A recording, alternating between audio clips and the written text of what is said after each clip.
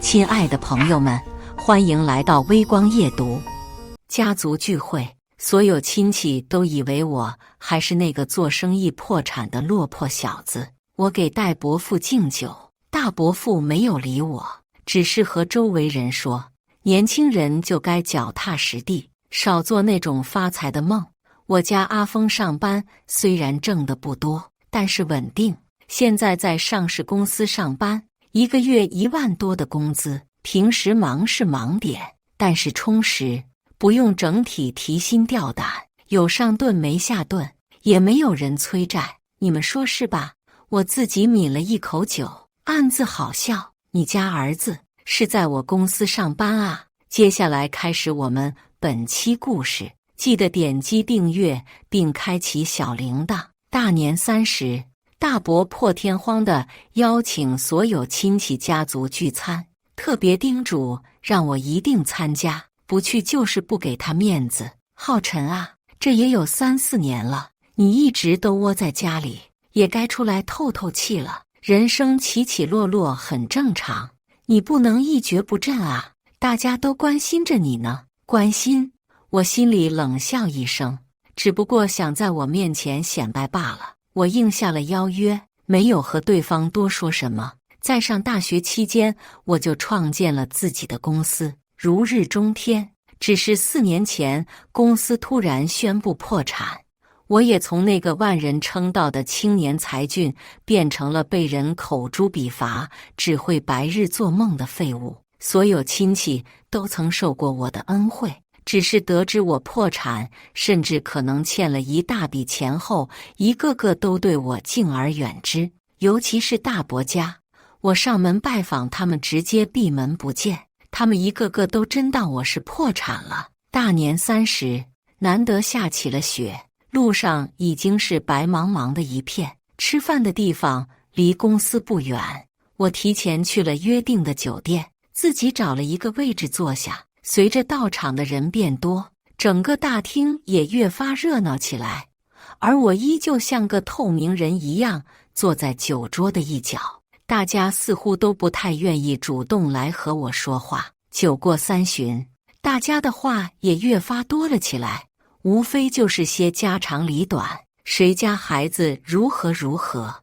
二伯母难得地询问起来，怎么没看到建国和小霞？饭都吃到一半了，要说早没发现，肯定是不信的，只是不知道他们为什么突然这个时候提起来。旁边的大伯母叹了口气，你说我们这弟弟弟媳这么大年纪还要受这个罪，过个年也回不了家，就为多挣个几千块，你说他们容易吗？张建国和丁小霞是我爸妈，这时候正在南岛度假。本来今天我也是要飞南岛和他们一起过年，只是因为大伯父执意要我们来参加晚宴，这几年和他们本就没什么往来，爸妈也不会为了这顿饭专门飞回来，只是总归是亲戚，一直给我们打电话，也就没有明着拒绝。他们也就借口工作忙在外地回不来，让我留下吃个晚饭。你说怎么不是呢？这几年估计他们也没怎么睡个安稳觉，要换成是我，估计早崩溃了。他们说话的声音不大，但是刚好够我听见。我掏了掏耳朵，想起我妈妈和我吐槽说吃不惯南岛的食物，确实挺崩溃的。他们似乎就笃定了我爸妈过年不回来，就一定是在打工，在一边长吁短叹起来。爷爷奶奶走后，这个家其实已经很久没聚在一起过了。上一次说要聚，还是我上大学开公司如日中天的时候，他们都明里暗里的表示想让我爸组织一次家族聚会。虽然我爸的辈分在他们当中最小，只是很不巧，公司没到年底就宣布破产，那场家族聚会也就不了了之。浩辰啊，你爸妈现在是在哪里啊？二伯母没来由地问了一句。原本热闹的大厅一下子好像也安静了几分，大家都侧着耳朵等着我开口。在南岛。没等我说完，二伯母就开口打断我的话：“怎么在南岛呢？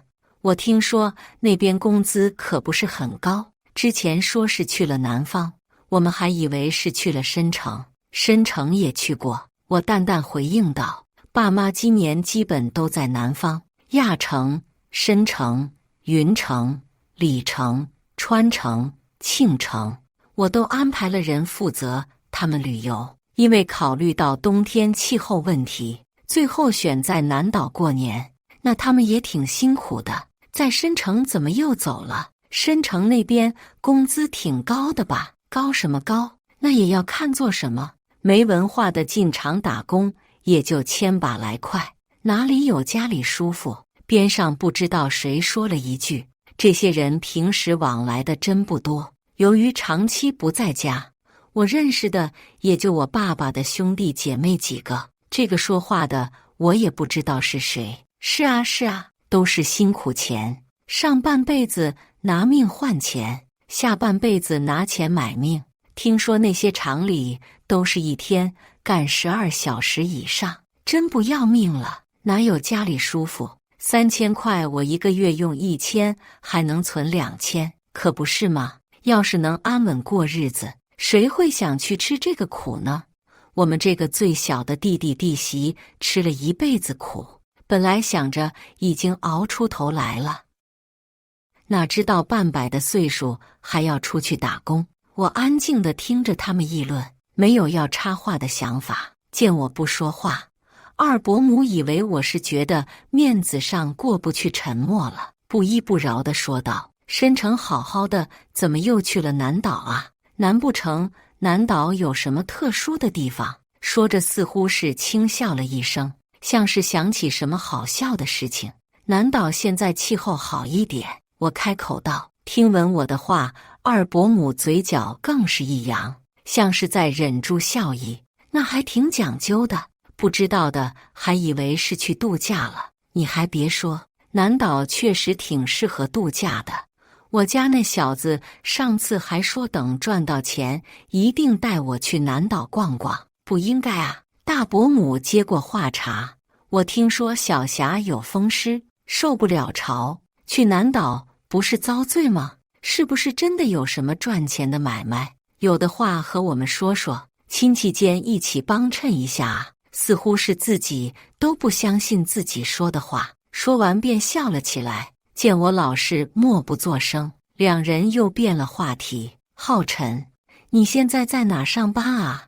我听你大伯父说你这几年一直在家里，没怎么出去过，一直靠你爸妈肯定是不行的啊。”“还行，在厂里上班。”听见我有工作，大伯母的眼睛瞬间就亮了。“你工作了都不和我们说一声，这是怕我们去麻烦你啊？”“确实是这样，大学时候创业赚了钱，以为都是亲戚，干什么都不瞒着。这些人隔3差5就会来拜访，要么就是借钱，要么就是帮忙找工作。后面听说我破产了，他们一个个都躲着我，有什么事我也懒得让他们知道。这是在哪工作啊？说出来让大家都认识认识，没准我们还有认识的人可以帮你说上几句话。别说我们这些做亲戚的不会帮衬人。”他说起话来阴阳怪气，傻子也听得出来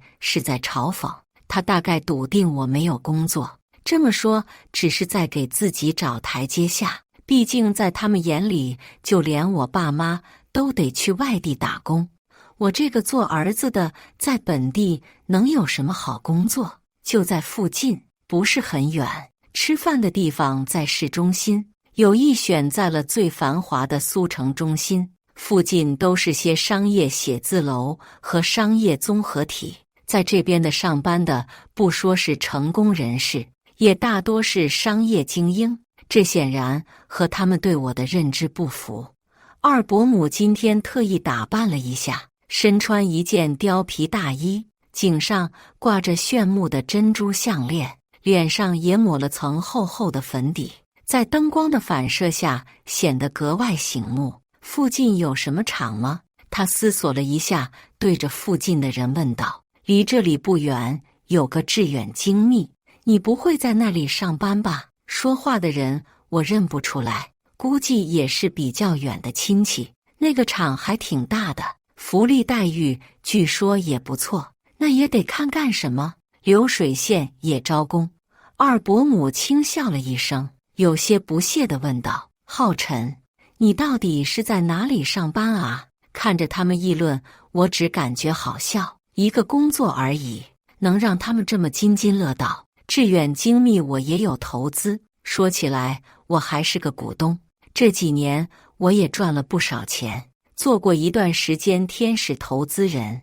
这片区域很多企业都有我的投资，没必要和他们多说什么，只是淡淡说道：东街那边。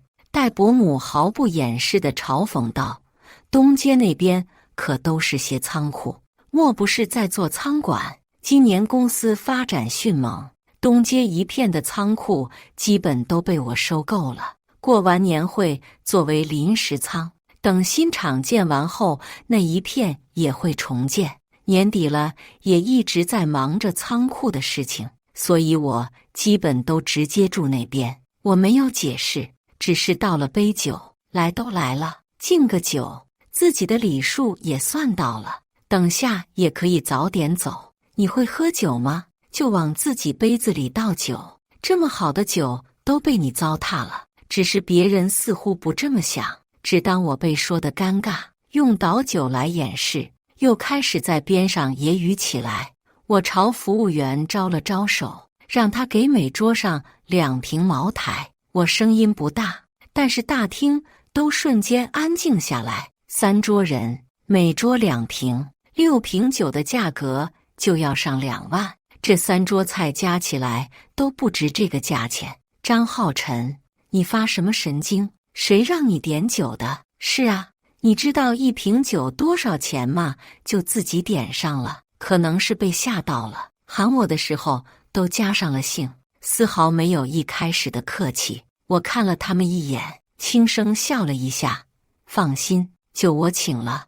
我的话似乎又把他们给逗乐了，像是听到了什么好玩的玩笑。你请？你拿什么请？问你爸妈去要钱吗？许久不说话的二伯站了起来，朝着服务员挥了挥手。小孩子不懂事，没事了，你走吧。他满脸堆着笑，生怕服务员把我的话当真了。随后又转向我，一脸阴沉，喊你来吃饭算是看得上你，别没事找事。我也说，还真把我给唬到了，等下自己偷偷溜了，让我们付钱。二伯母拍着胸口，看我的眼神也越发鄙夷起来。我也没有和他们争辩，这几年的经历，内心早已波澜不惊，看着他们的嘴脸，只感觉习以为常。我拿出卡和服务员说，现在刷卡，酒钱我先付了。服务员站在我和二伯中间，似乎有些犹豫，一下子也不知道听谁的话。二伯呵呵笑了一声，你就别死要面子活受罪了。你那张是信用卡吧？刷完还是要还的。我们是觉得都是亲戚，你爸妈赚钱不容易，真别不识好歹。我点了点头，把卡收起来。既然你们执意不要，强行给又显得是我太自作多情。看我把卡收了起来，大家的脸上明显都露出一副果然如此的表情，有些还有些可惜，不知道是在可惜到嘴的茅台，还是可惜没看到我出丑。我说就该让他刷卡，他额度都不一定有2万呢。不知道是谁小声嘀咕了一句，整个大厅又开始哄笑起来。我走到一直没开口的大伯面前，想要给他敬酒。我喊了2声，对方头都没回，只是和周围人说着，年轻人就该脚踏实地，少做那种发财的梦。我家阿峰上班虽然挣得不多，但是稳定，现在在平壳电子上班，上市公司，1个月1万多的工资，平时忙是忙点，但是充实，不用整体提心吊胆，有上顿没下顿，也没有人催债。你们说是吧？周围人都开始恭维起来。我们从小都是看着张峰长大，一看就有出息，家里的孩子都要向他学习。我脸上没什么反应，只是心里乐了一下。当初这个张峰毕业一直找不到工作，毕业了再加几年，大伯硬是来我家几次，求着我给他安排个工作。公司说是破产，其实只是被我卖了。以张峰的能力接手的公司肯定不要，我重新安排进了现在的公司，张峰自己都不知道，更别说这些亲戚。见大家恭维的差不多了，大伯这才转头，只是丝毫没有想要举杯的意思，淡淡和我说道：“阿峰今天加班，来的可能会晚点，等下你们见了可以聊聊，兴许可以让他拉你一把。”我点了点头，默默走开。老张啊，这个是谁啊？见我要走，坐在大伯附近有个人问道。宴席是大伯发起的，他自然也邀请了一些他认识的人。这个人我没见过，可能是他的朋友。他是谁你都不认识？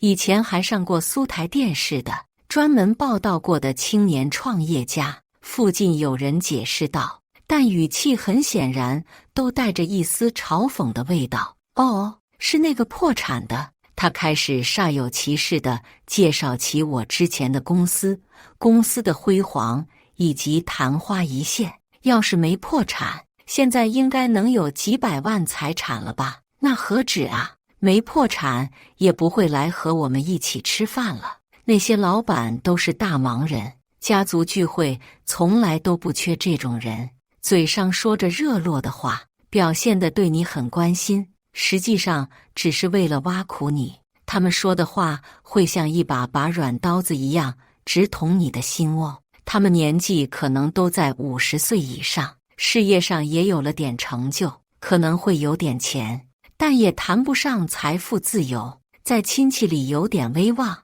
加上自己的社会身份，总觉得自己就高人一等，嘴里都是些我早就知道，又或者要是你当初怎么样之类的狗屁倒灶的话，实际毫无营养。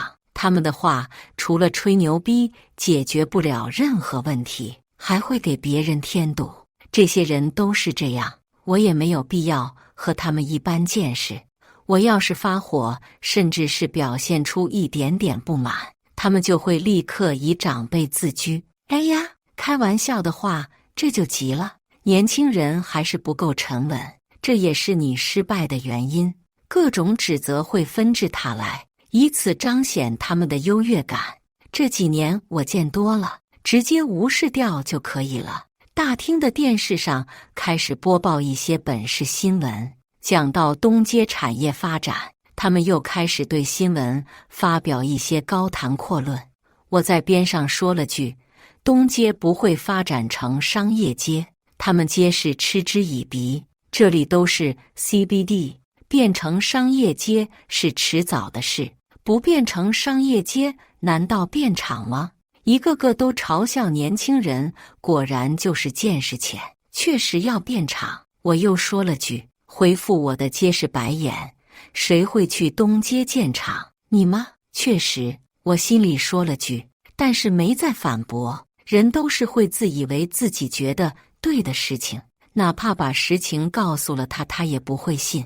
大门被推开，一个小伙子不急不缓地走了进来，他穿着一身正装，头发也被精心打理过，场面顿时热闹起来。逢人就会有夸奖，这张峰吧，有点时间没见了，越来越一表人才了。张峰微笑着点头，显然很是享受。他和别人客套了几句，看到我一个人坐在边上，似乎是来了兴趣，径直朝我走了过来。自己一个人啊？我看向他，不太理解他的意思。他啧啧了2声，想你以前那么不可一世，现在也这么憔悴，难得今天吃这么好，多吃点。年底都在忙成品仓的事情，一直休息的都不是很好，尤其是最近几天过来的时候，胡子也没来得及刮，整个人看上去确实有点颓废。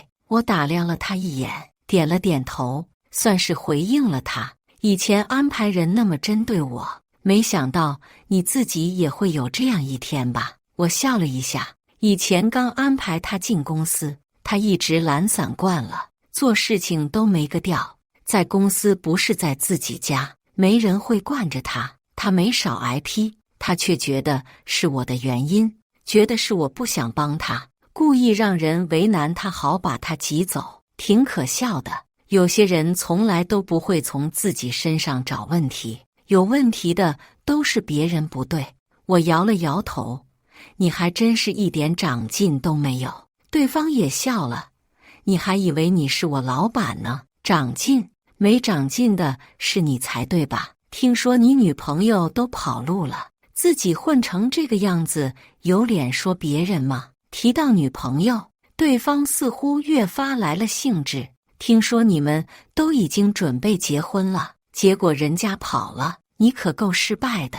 似乎是闻到了八卦的气息，周围的七大姑八大妈也加入了进来。是啊是啊，当初我记得他们家房子都准备好了，结果为了还钱，房子卖了，女方家肯定不肯啊，换成是我家女儿，我肯定也不同意。哪有婚还没结就开始背债的？当初买房子是因为女朋友在附近上学，这些亲戚没少在边上说风凉话，尤其是知道买房子是因为女方，买之前一个个上门，在边上出谋划策，什么证没领吧，这样就变成婚后财产了，又什么房子肯定要放父母名下，这样就算结婚后离婚，房子也分不出去，甚至还有说放他们名下的，这样以后如果要收房产税也收不到你们。后面女朋友出国留学，原本这套房本来就不是很大，长时间也没人住，索性就卖了。刚好公司宣布破产，对外也就说卖房抵债。当初一个个生怕房子落到别人手里，现在一个个反而替别人感到庆幸。我们没有分手，只是他出国了。我淡淡开口道：出国，这种理由也就只有你能想出来了。张峰此时看我的眼神已经从趾高气扬变成了怜悯，似乎我就是小说中那个只会自我安慰的阿 Q。你不觉得可笑吗？张浩辰，你是什么情况？我们这些亲戚难道还不知道吗？他特意强调了亲戚，毕竟我是众多亲戚茶余饭后的谈资，我有什么风吹草动，他们能不知道吗？打扰一下，楼下车牌 XXXXX 能帮忙挪下车吗？有个服务员上来问了句，打断了在八卦的众人。我皱了下眉，车牌号是我的，我记得我有停在车位上。是这样的，另一辆车占到了，但是没有留联系方式，所以能麻烦你先挪一下吗？浩辰啊，你买车了？听闻是需要我去挪车。大伯母不由看了我几眼，他似乎有点想不到，我这么落魄了还能去买车。你们先去找下占道的车主吧。我和服务员说，本来也不准备待多久了，来回跑也麻烦，如果确实找不到过会我也走了。哎呦，就是挪个车，有这么不耐烦吗？还得麻烦别人来回跑，你这架子也太大了吧。服务员还没说话，二伯母就在一边阴阳怪气起来，丝毫不觉得是别人先麻烦我的。就你还开车呢？不会学别人要面子租个车吧？手机响了起来，我接了电话，是我的助理。张总，你的机票已经帮你改签到10点，等下需要安排人来接你吗？助理是个糙汉子，平时突出一个嗓门大。不用，没喝酒，等下我自己去机场。我倒是倒了酒，可惜他们都不喝，我也没必要自己喝酒。旁边的二伯母白眼一翻，你这演戏演得真是够足的，又是车子，又是张总，又是飞机的，不知道的还真以为是哪里来的老板呢。这都4年了，你还没从你的老板梦里走出来吗？我看了一眼时间，也差不多了。起身就和大家告别，还要赶飞机，早点走不至于那么匆忙。酒店经理匆匆走了进来，刚才有个小姑娘一说车牌号，他就立刻赶了过来，正好我要出去，他连忙朝我握手。张总，你来了，怎么不早说一声？旁边的人皆是看着我们。大伯看了眼张峰，张峰走过来问道：胡经理，你们认识？这不是开玩笑吗？张总怎么可能不认识？楼下那辆宾利是你的吧？宾利，周围人虽然不一定知道是什么车，但都知道肯定价格不会低。这车不是你租的？租车？什么租车？胡经理一脸茫然地看着众人，你们开玩笑了，张总怎么可能需要租车？以张总的资产买下我们酒店也都是小意思。什么？买下这个酒店都是小意思？周围人解释一脸的不可置信，我还是感觉是不是弄错了。张峰一脸的不可思议，他不是酒店经理吗？没必要骗他们吧？这种骗局根本就站不住脚的，毕竟这么大的酒店，想要知道什么打听打听，总归就知道了。凭什么？他凭什么？他不是做生意破产了吗？不是欠了很多钱吗？上一秒大家都还在嘲笑他，为什么突然身份就不一样了？周围人都没了一开始的看不起，更多的是好奇，以及想要小心证实这消息。胡经理看着众人的表情，自己都有点迷糊了。破产？你们在说什么？张峰还是不信，他不过就是个做生意破产的穷小子，哪有你说的那么厉害？胡经理却是嗤笑一声，要是平壳电子都能破产，那估计这一片没一家企业能干得下去了。大伯父双眼睁大，嘴巴更是张得能吞下2个鹅蛋。哐当，是酒杯摔落的声音。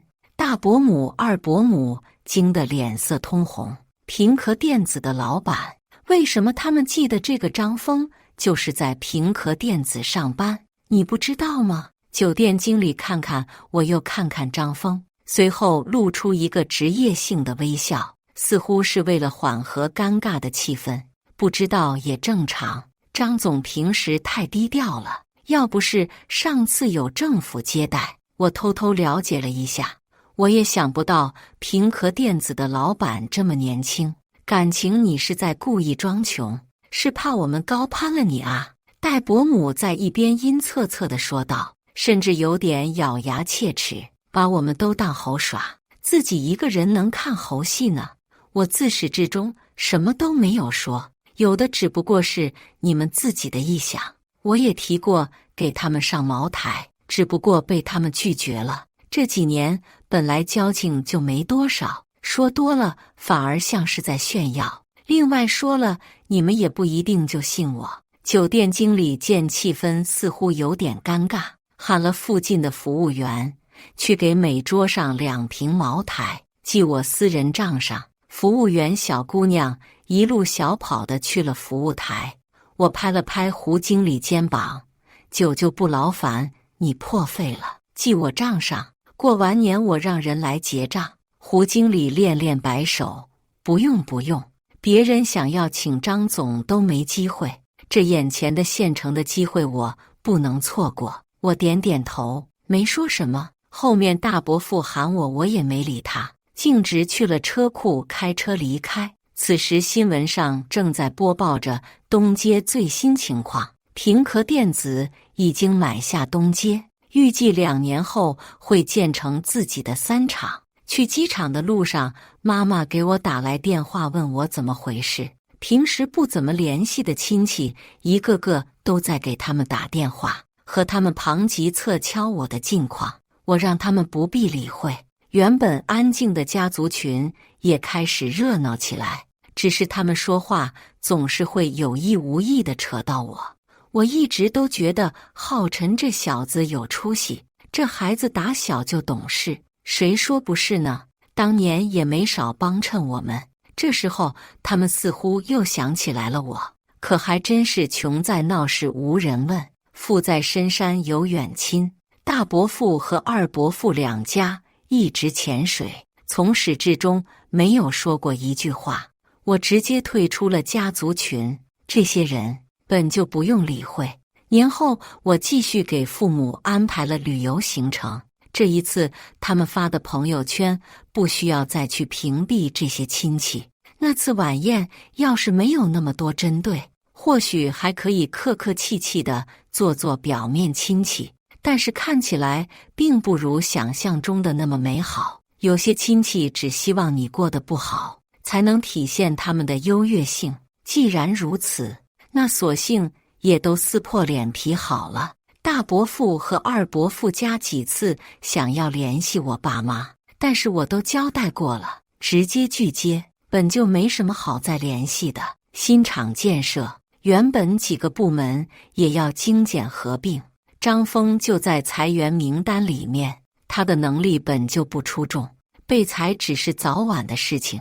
助理专门来询问了我的意见，他是知道这个人是我的亲戚的，照章办事就行。